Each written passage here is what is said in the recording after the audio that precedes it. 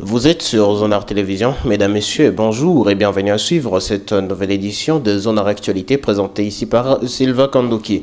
Nous allons revenir sur toute la ligne. C'est passé ici en ville d'Egoma aux environs de 9h25 en plein centre-ville vers les ronds-points Signers, en braquage sans bruit ni alerte dans le magasin des téléphones. Des assaillants ont commis leur forfait et ont réussi à dérober plusieurs smartphones et d'autres appareils électroniques et sans éveiller soupçon, ils se sont enfuis dans la nature.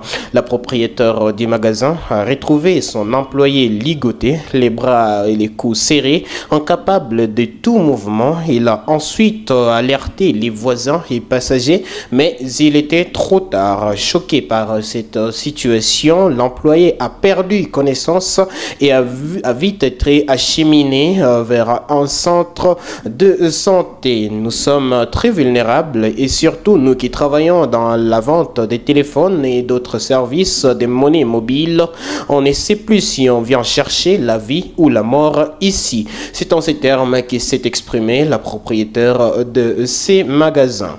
Alors restons toujours ici en ville d'Egoma où des opérations portent leurs fruits. La police nationale congolaise a présenté à la presse ce mardi 20 octobre 2024 5 individus soupçonnés de faire du commerce au profit du mouvement rebelle M23 dans la ville de Goma.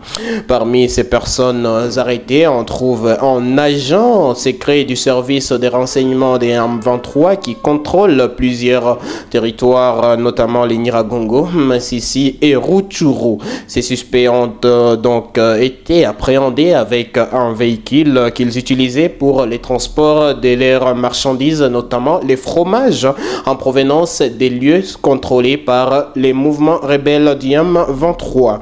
Nous remercions notre population pour sa collaboration avec nos services de l'ordre car ces personnes traitent avec le M23 et viennent chez nous pour écouler leurs produits tachés de sang.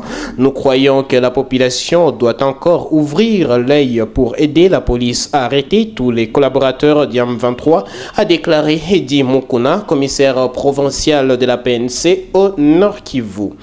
Et puis parlons de la guerre du M23. C'est depuis 3 heures du matin de ce mardi 20 octobre 2024 que les affrontements ont été signalés entre les VDP et les mouvements rebelles du M23 RDF AFC à Massinga, à moins d'un kilomètre du centre commercial de Kahunga.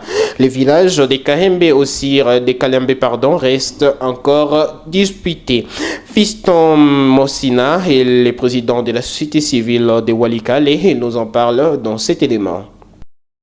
Wazalendo ont réussi à réoccuper la cité de Kalembe et la cité de Kalembe s'est réveillée calmement. Et ce matin encore, il y a eu la poursuite justement des combats dans l'axe de Kashuga, approche de Mousso, et par les éléments d'Alendo, en poursuivant toujours les M23 et ses complices. C'est dans le village de Kashuga. Kashuga, c'est un village situé en territoire de Massissi. Comme vous le savez, lorsqu'il y a un combat, les s'éloignent justement du village.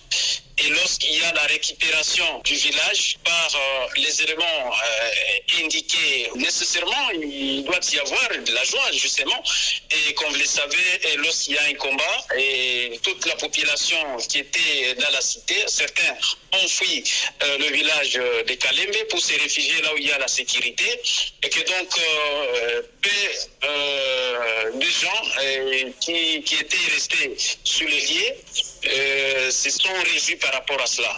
Nous disons toujours au gouvernement congolais de se picoudre avec les éléments de M23. Là, dans l'ensemble, les zones occupées par les ennemis de la M23.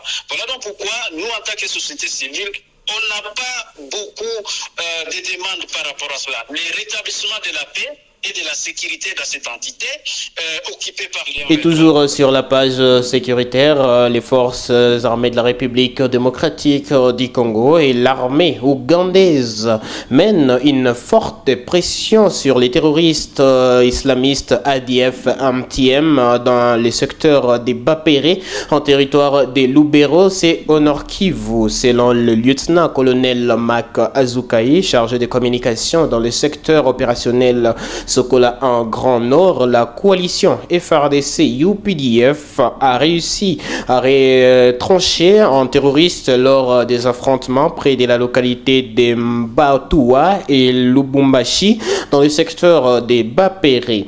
Lors de ces opérations, un otage s'est échappé des mains des ADF, rapportent nos sources. D'après l'officier militaire, la coalition mène les mêmes combats à l'ouest des Makumu dans les territoires de Mambasa en Ituri. Pour ce faire, les forces de défense de la République démocratique du Congo appellent la population à la vigilance et à ne pas fréquenter les zones des combats. Nous allons nous rendre à Kinshasa pour parler du dossier Israël Bongo Lord. C'est un jeune homme arrêté à Kinshasa, accusé d'usurpation des pouvoirs en se faisant passer pour un honorable député, sénateur et même prophète capable des miracles. Israël a donc participé à plusieurs plénières à l'Assemblée nationale et même des congrès alors qu'il n'a jamais été élu comme candidat. Il a récemment encore rencontré les présidents de l'Assemblée provinciale de Kinshasa pour signer un partenariat visant à moderniser la ville de Kinshasa. Plusieurs fois visible à l'Assemblée nationale et devant la presse, Israël Bongo Lord n'est ni député ni sénateur mais un imposteur. Son cas a été transféré à la justice pour examen. Et puis pour finir, nous allons parler du sport à la grande satisfaction des supporters des Corbeaux d'ITP Mazembe et une grosse déception de ceux d'IFC Santé-Loa Lupopo. Les résultats de ces matchs a été suspendu ce lundi 21 octobre 2024 par le secrétariat de la Ligue nationale de football, l'INAFOOT, pour des irrégularités lors de cette rencontre qui a eu lieu le dimanche 20 octobre dernier.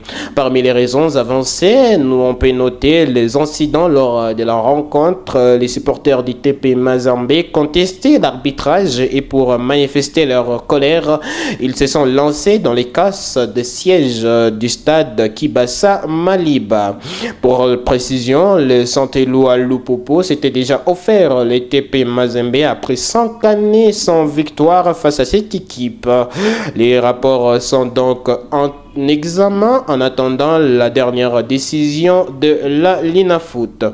Ce sera donc tout pour cette production. Mesdames, Messieurs, merci à vous de nous avoir suivis et à la prochaine.